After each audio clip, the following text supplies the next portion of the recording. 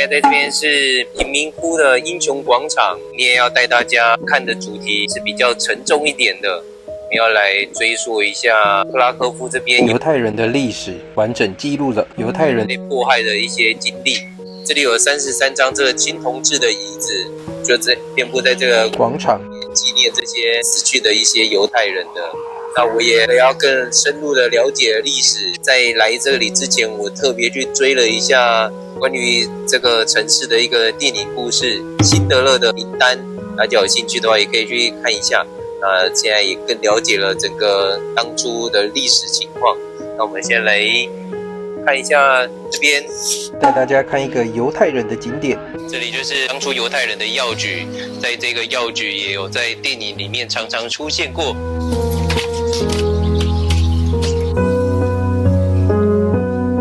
以前的這個藥局跟我們的中藥店長得好像，跟我們之前在普罗夫迪夫有看到的一间药局也是有點像。它是叫做老鷹藥局，所以上面有一只老鹰。这就是药吗？对啊。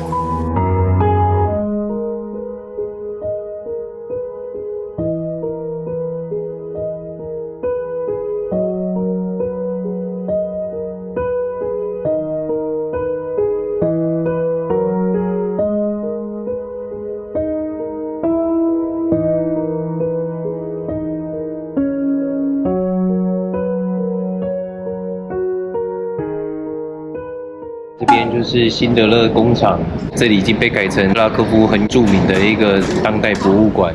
這就是德國商人辛德勒，二戰時原本只是來賺錢想發戰爭財，在克拉科夫這裡生產軍用品，但當他親眼看見猶太人被迫害後，開始用自己的方式改變一切。插到底。你現在也是工人了。為什麼？有這個就是工人了吧？他把每個員工的名字寫進名單，把猶太人留在工廠，也把他們從死亡邊緣拉了回來。這段故事後來被拍成電影《辛德勒的名單》。如今這裡成為博物館，記錄的不只是戰爭，而是一個人在黑暗中選擇救人的勇氣。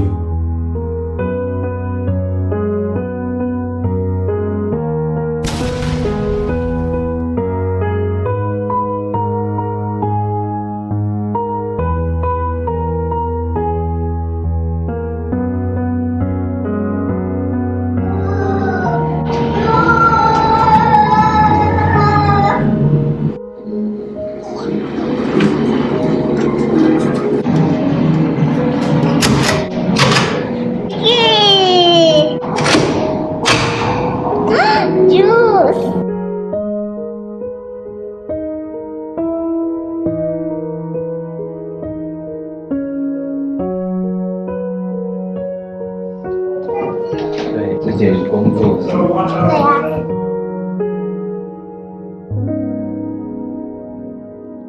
这裡就是辛德勒拯救猶太教的1200個名單。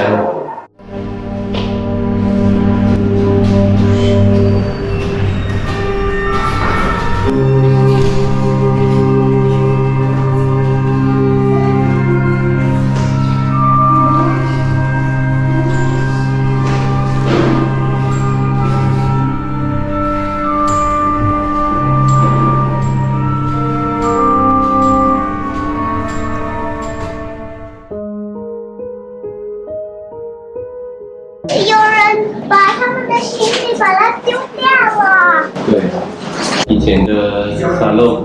對啊，剪頭髮的地方。辛德勒公司裡面做出來的一些廢鐵，這個是不能用的，壞掉的。現在還有留着一部分。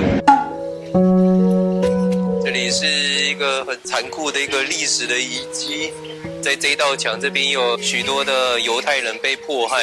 然後當初他們就是被綁在這邊受刑的。這道牆是讓我們記取歷史的一道牆。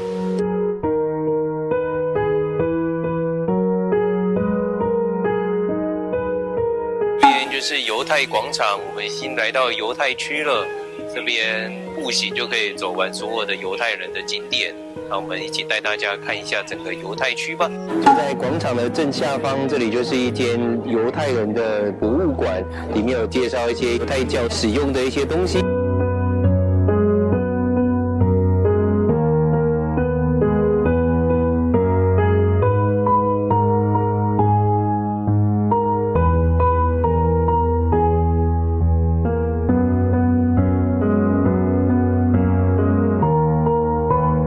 廣場走進來就會有看到一些猶太人遺留下來的建築。這間建築在19世紀初的時候被大火燒掉之後就荒廢到現在了。這邊已經是沒有住人的地方。猶太人的博物館，這是比較現代一個建築，這邊都是在記錄猶太人的一些生活啊，以前他們一些建築。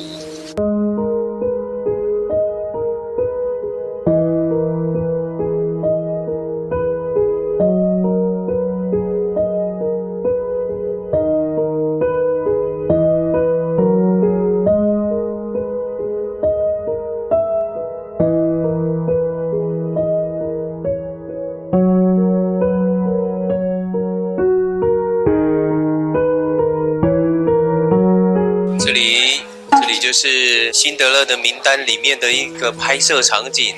如果有看過影片的，應該對這一幕是蠻熟悉的。那時候他還沒有開始工作的時候，剛被招募到猶太區，就是住在這邊的。這裡所有的猶太人住在這個小區，但是現在已經成為文創中心。現在另外這邊又有另一間的猶太教堂，就在這個旁邊這邊這間白色的建築物。我們來的比較晚，他們現在的教堂都已經關門了。在這個小區裡面大概有4-5間教堂。我原本想說教堂放在最後，結果教堂都很早就關了。這邊有一個猶太人紀念碑。看了那麼多沉重的故事，那我們來一點輕鬆的吧。在猶太人博物館這邊往前面走一點，就可以到了這個火車博物館。我們一起進去參觀一下嘍。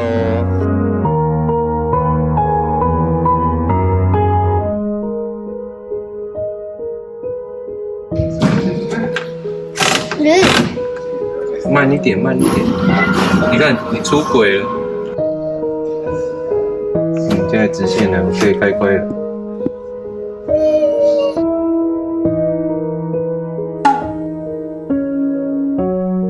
猶太人的區域這邊走進來，有一個很壯觀的基督教的教堂，全部都是現在金碧輝煌的，在文藝復興時期建立的這個哥德式的建築。當初這種哥德式建築都是非常的巨大。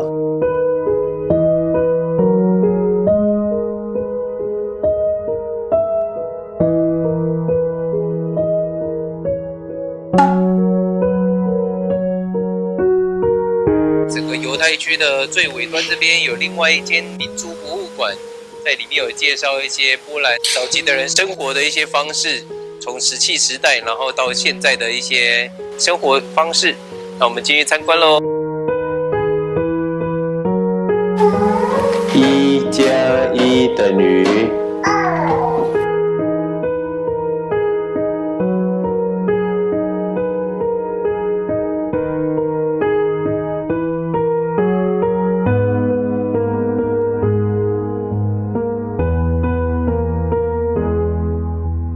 我們現在又來到了另外一間博物館了。這個博物館的門口跟 Google 導航的地方不太一樣，我們被導到錯的門口，它的這個才是要進去博物館的門口。